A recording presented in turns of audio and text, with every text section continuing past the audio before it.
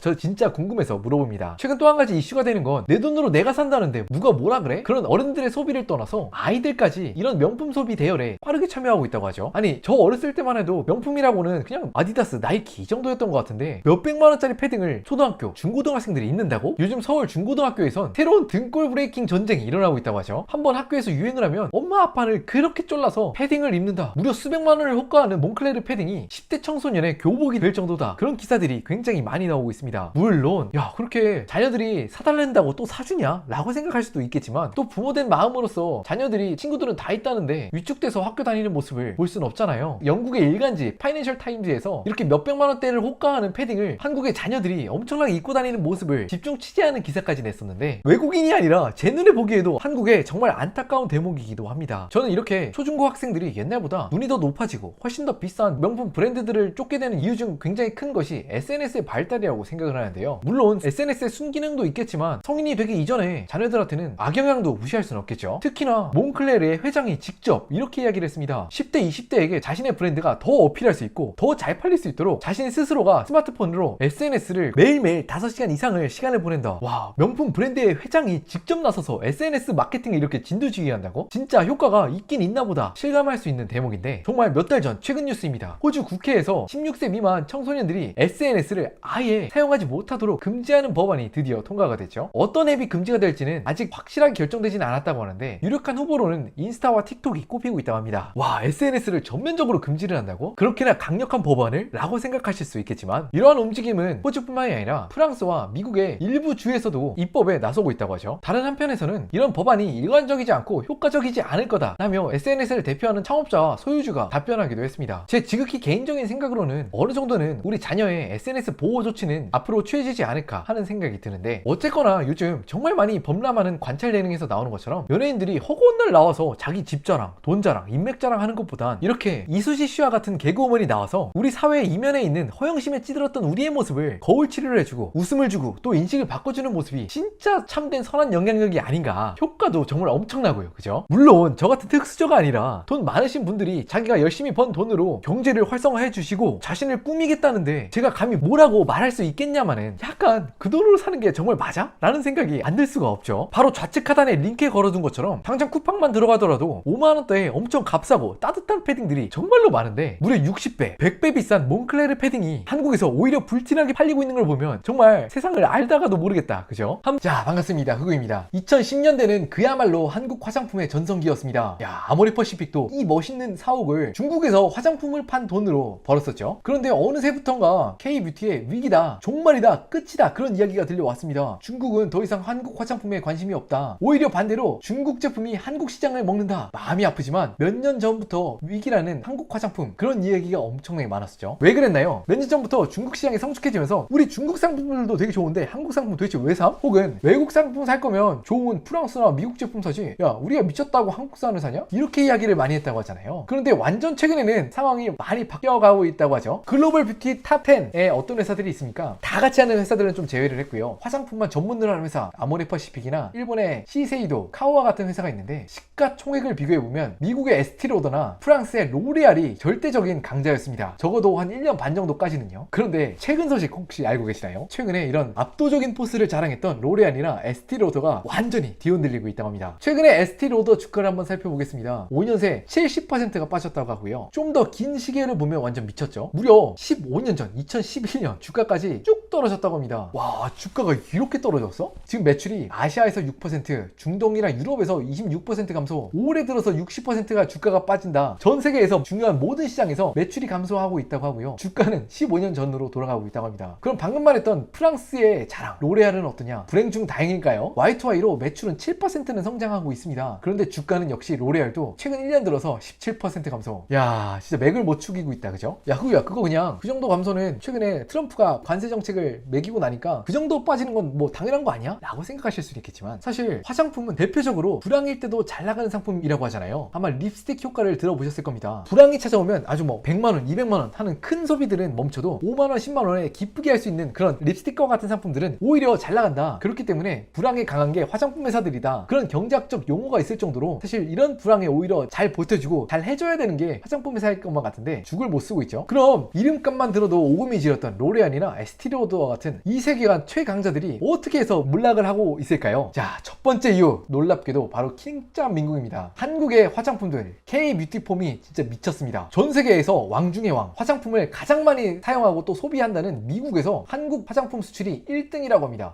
미국 시장에서 전체 1등은 아니고요. 미국에 수출을 하는 회사들 중에서 한국이 프랑스를 꺾었다고 해요. 놀랍게도 K-뷰티 시장이 우리나라에서 이렇게 큰 수출 대상액이 된 게 몇 년 안 된 이야기라고 하잖아요. 불과 10년 전만 하더라도 한국에서 생산되는 대부분의 화장품은 그냥 80%, 90%가 우리가 쓰는 상품이었습니다. 근데 매해매해 뭔가 이상한 일이 일어나고 있죠. 40%, 46%, 이제는 거의 한 80% 가까이가 반대로 수출용 상품입니다. 우리나라 내수로 쓰는 상품은 20%밖에 없어요. 전 세계에서 화장품으로서 가장 중요한 시장이란 미국 시장에서 누가 가장 잘하고 있냐? 한국이 22%로 이제 1등의 자리를 굳히고 있다고 하고요. 그 뒤로 프랑스, 캐나다, 이탈리아, 압도적인 선진국이거나 아니면 명품으로 유명하던 나라들, 그런 나라들 다 제꼈다. 그럼 미국에서만 우리나라가 잘하고 있냐? 아니죠. 콧대 높은 일본에서도 시장의 40%를 점유한다고 합니다. 한국 대신 선진국 제품을 사겠다, 한국 제품 왜 사냐 했던 중국 시장도 최근엔 한국 상품 쭉쭉 수출이 늘고 있다고 하고요. 그래서 옛날엔 중국 원툴이라고 오명을 갖고 있었던 아모레퍼시픽이나 LG생활건강이 이제는 중화권, 미국, 캐나다, 유럽, 러시아, 동남아, 일본, 코카콜라급으로 전 세계로 완전히 쭉쭉 뻗어나가고 있다고 하고요. 그럼 5년 전, 10년 전과 또 어떤 게 달라졌냐? 아마 다들 들어보셨죠? 뭐 어머님들 사주는, 부모님들 사주는 아모레퍼시픽, 설화수, LG생활의 후 하나에 10만원, 20만원 하는 프리미엄 라인이 전 세계로 돋보였다면 최근엔 그런 프리미엄 아니라 가성비 라인까지, 또 옛날엔 LG생활이나 아모레퍼시픽과 같은 큰 회사들 위주로 판매되던 게 우리 K-뷰티 시장이었다면 지금은 우리 한국인들은 이름도 잘 못 들어본 그런 스타트업 화장품 회사들까지 골고루 잘 나간다고 합니다. 특히 어떤 것들이 잘 나가냐? 색조 화장품들이 한국이 진짜 되게 잘 만든다고 해요. 놀라운 건 지표를 쫙 뽑아보니까 화장품이 우리나라 중소기업 수출 10대 품목 중에 1등을 차지하고 있다고 합니다. 자동차 부품들, 전통적인 산업들을 다 꺾고 수출액 비중으로 가장 큰 게 이젠 화장품이야. 이제는 우리나라가 반도체, 자동차, 석유화학 이런 것들 순위에 머지않아서 8위 화장품, 이런 걸 볼 날이 얼마 머지 않았다고 해요. 그럼 우리나라 화장품 회사들한테 왜 로레알이나 에스티로더와 같은 회사들이 망했냐? 보통 외국 신문 기사들은 오만했던 가격 정책을 많이 들고 있어요. 에스티로더라고 하면 대표 상품이 있습니다. 연관 검색어로도 바로 뜨는 갈색 병이라고 하는데요. 에스티로더의 나이트 리페어 세럼, 이게 밤에 바르고 자면 그렇게 좋대. 근데 가격을 보면 진짜 확실히 미치긴 미쳤습니다. 50ml에 15만원이야. 이런 게 중국 시장 전체에서 쭉쭉 팔려 나갔대. 갈색병만이 아니라고 하죠. 에스티로더의 매출의 무려 80%가 프리미엄 라인에서 발생했다고 하는데, 크림 50ml에 25만원, 이것도 뭐 비슷해 보이죠? 50ml에 45만원. 근데 요즘에 다들 잘 아시죠? 중국 경기 둔화로 중국에 이런 거 살 돈이 없어. 전성기 시절에 매출의 30%가 중국에서 나왔는데 중국이 매출이 급격하게 떨어져 가고 있다고 하죠. 한때는 달콤했던 중국 시장이 완전 도구로 작용하고 있다고 합니다. 또 한편으로는 로레알이나 에스티로더가 공통적으로 이런 실책을 벌였다고 합니다. 당연히 이렇게 프리미엄 라인의 매출을 비중을 높이다 보니까 화장품은 어디서 많이 팝니까? 백화점 갔을 때 1층에 딱 보이는 화장품 샷들 있잖아요. 그런 오프라인 매장 비중이 너무 높았대요. 이렇게 프리미엄 라인을 파는데 온라인으로 가면 너무 폼 없어 보이지 않겠어? 이런 생각이 좀 했기 때문에 아마존이나 이베이 이런 데서 에스티로더나 로레알을 파는 공급이 없었다고 하는데 그 틈을 한국 K-뷰티가 빠르게 침투했다고 하고요. 지금 아마존 웹사이트에서 각종 화장품들을 검색하면 쫙 나오는 게 죄다 K-뷰티라고 합니다. 지금 유통되는 비중을 보면 K-뷰티는 거의 70% 가까이 온라인으로 판다고 하는데, 백화점에 내는 임대료 안 낸다고 생각해봤을 때 마진율이 진짜 장난이 아니겠죠. 온라인에선 압도적으로 K 화장품이 선점하고 또 성공을 거둔 게 이렇게 승리 요인이 아니었나 이야기를 하는데, 이런 기존 강자들 에스티로더나 로레알 같은 회사들은 어떻게 이런 K-뷰티에 대응을 하냐? 야, K 화장품 너네가 잘해? 그럼 너네를 경쟁을 안 하고 사버리겠다, 이렇게 나온다는 거잖아요. 닥터 자르트 아마 많이 들어보셨을 겁니다. 에스티로더가 사갔는데 매각 금액 1조 3천억, 스타일란다, 로레알이 사갔는데 이건 6천억. 한국의 중견급 강자들을 립스틱에서 잘하는 회사야, 색조 화장품을 잘하는 회사야, 근데 우리 회사가 그 라인업에 특히 약해 하는 그런 제품들의 강점을 가지고 있는 스타트업 화장품 회사들을 엄청난 돈으로 사가고 있다고 해요. 그래서 지금 K-뷰티 스타트업계에서 매물이 없어서 난리라고 합니다. 뭐 GDK 화장품이 1000억, 2000억에 나왔고, 화성 코스메틱, 야 저희가 이름도 듣도 보도 못하는 회사들인데 다 1000억, 2000억, 3000억, 그렇게 되다 보니까 우리나라 K-뷰티 회사들의 몸값이 하늘 높은 줄 모르고 쭉쭉 오르고 있다고 하죠. 우리나라에서 유니콘으로 유명한 회사들도 쿠팡, 위메프, 무신사와 같은 그런 디라서 같은 회사들 사이에 GP클럽, 이 회사는 마스크팩으로 유명한 회사라고 하고요. LMP, 이 회사도 코스메틱 회사죠. 그런 회사들이 어깨를 나란히 하고 당당히 있을 수 있는 이유가 다 이런 데 있다. K뷰티가 몸값이 왜 이렇게 쭉쭉 올랐냐, 되게 재밌는 이유가 있다고 하는데, 화장품을 팔 때 가장 높은 원가를 차지하는 게 병, 또 패키징이라고 합니다. 그 안에 들어간 액체는 거의 원가가 들지 않는다고 해요. 그러다 보니까 영업이익률이 미친 듯이 남고요. 부가가치 창출할 수 있는 능력이 굉장히 높기 때문에 매출을 내는 것보다 훨씬 그 이상으로 인수액이 산정이 된다고 하잖아요. 그런데 이렇게 밝은 면이 있으면 또 어두운 면이 있기 마련이잖아요. 우리나라에서 폐업이 1년에 가장 많은 분야 중에 하나가 화장품 판매 업체라고 합니다. 1년에 폐업이 8,000건이나 있어요. 또 식약처에 따르면 화장품 광고를 200건을 점검했는데, 아니 이게 말이 돼? 133건이 허위 광고나 과대 광고였다고 합니다. 심지어는 이런 광고도 있었다고 해요. 바르면 살이 빠져요, 바르면 세포가 재생이 돼요. 야, 이게 돈이 된다고 하니까 몹쓸 사람들도 많이 보인다, 그죠? 또 이렇게 잘 나가는 K뷰티 업계에 진짜 이 정도였어? 하는 회사들이 있죠. 한국 콜마 다들 잘 아시잖아요. 코스맥스 매출이 10년 전에는 2천억, 4천억을 하던 회사가 1조 8천억. 코스맥스도 무려 2년 전에 2조 3천억 하던 회사가 1년, 2년 만에 미친 듯이 컸죠. 언제 한번 기회가 되면 ODM 회사들도 좀 한번 다뤄볼 수 있도록 하겠습니다.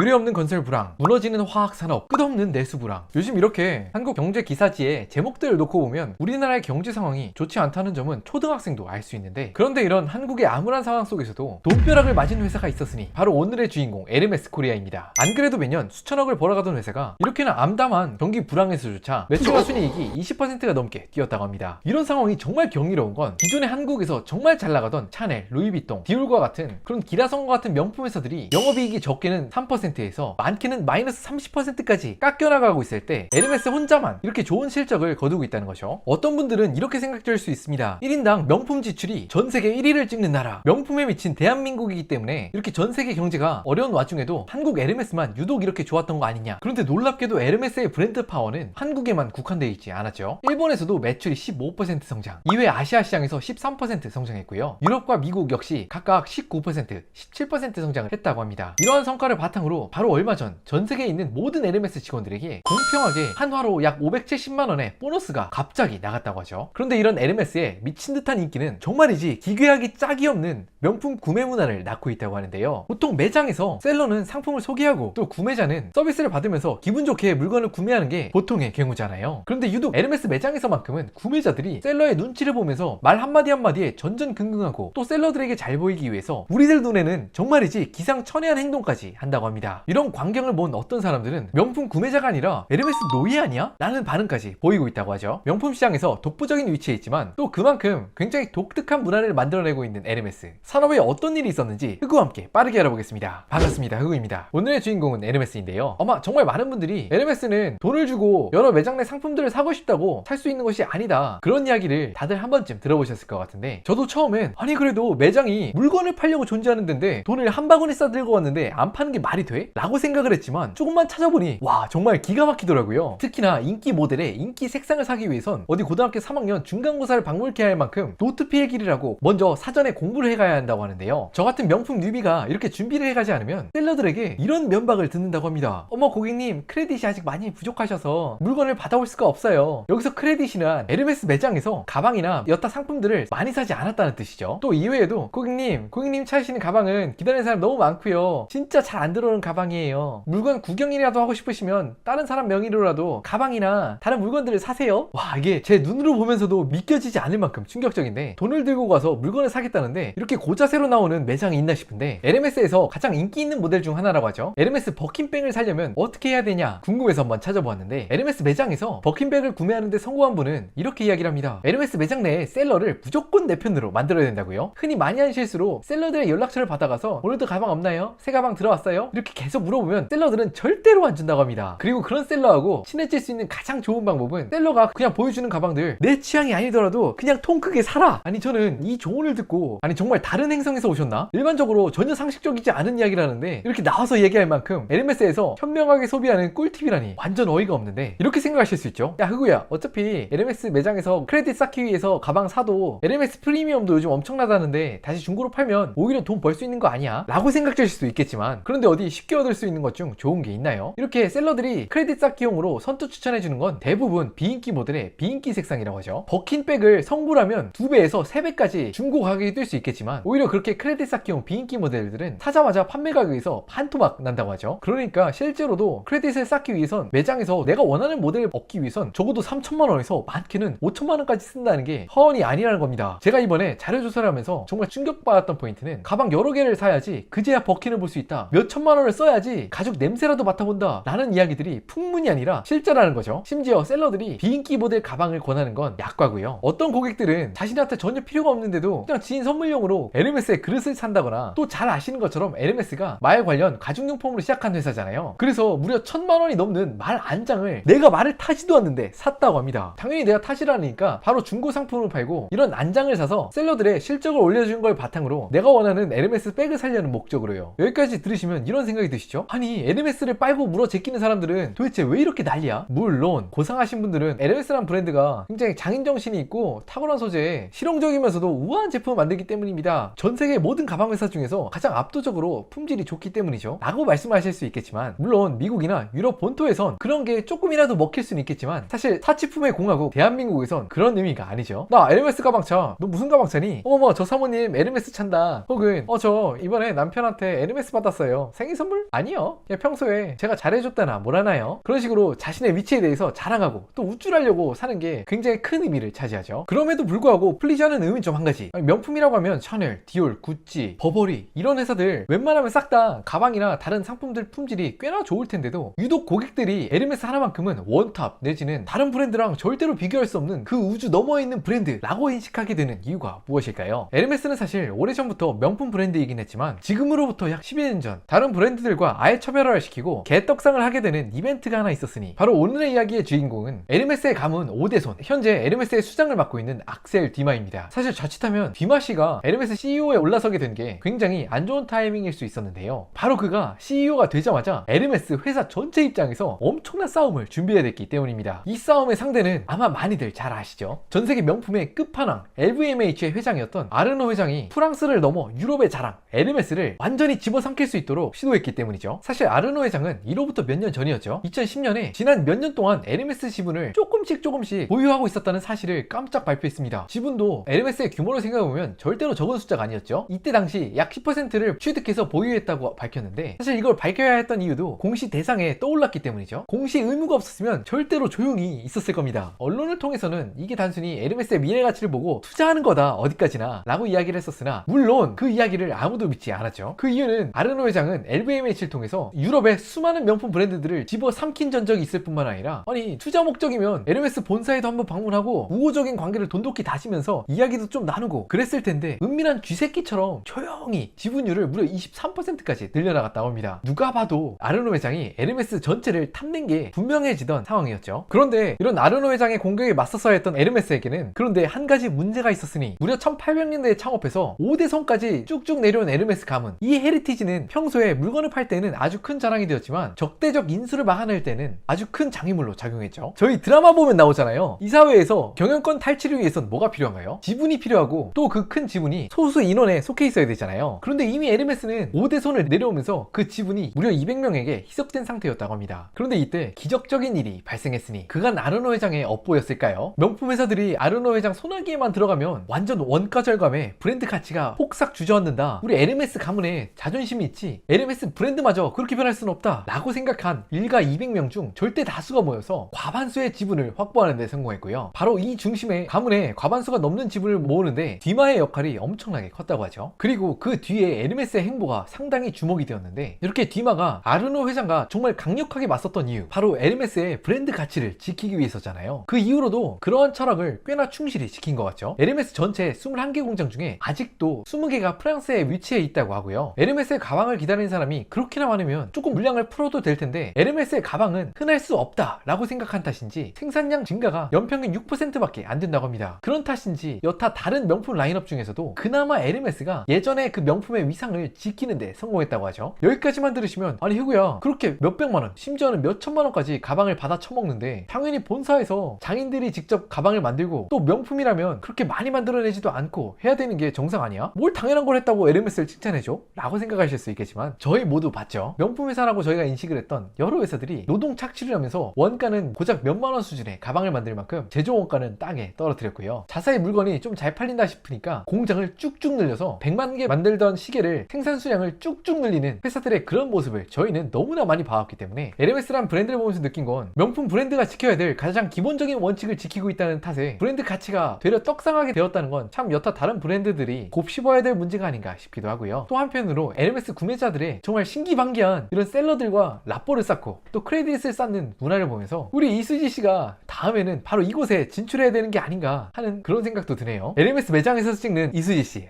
상상만 해도 재밌는 시나리오가 그려지지 않나요? 오늘은 불황임에도 말도 안 되게 성장하고 있는 에르메스에 대해서 이야기해보았는데요. 당연히 저는 에르메스 상품이라고는 하나도 없는 일개 흑수저 유튜버에 불과하기 때문에 어디 에르메스 좀 잘 아시는 분, 만약 사본 분이시라면 하단 댓글을 통해서 제가 말한 내용 중에 틀리거나 또 부족한 내용이 있으면 의견을 꼭 남겨주세요. 저와 또 다른 시청자분들이 보고 또 배울 수 있는 좋은 시간이 되리라 생각합니다. 하단에 구독하기 버튼을 눌러주시면 앞으로도 재미난 이슈들을 영상으로 담아 인사드릴 수 있도록 하겠습니다.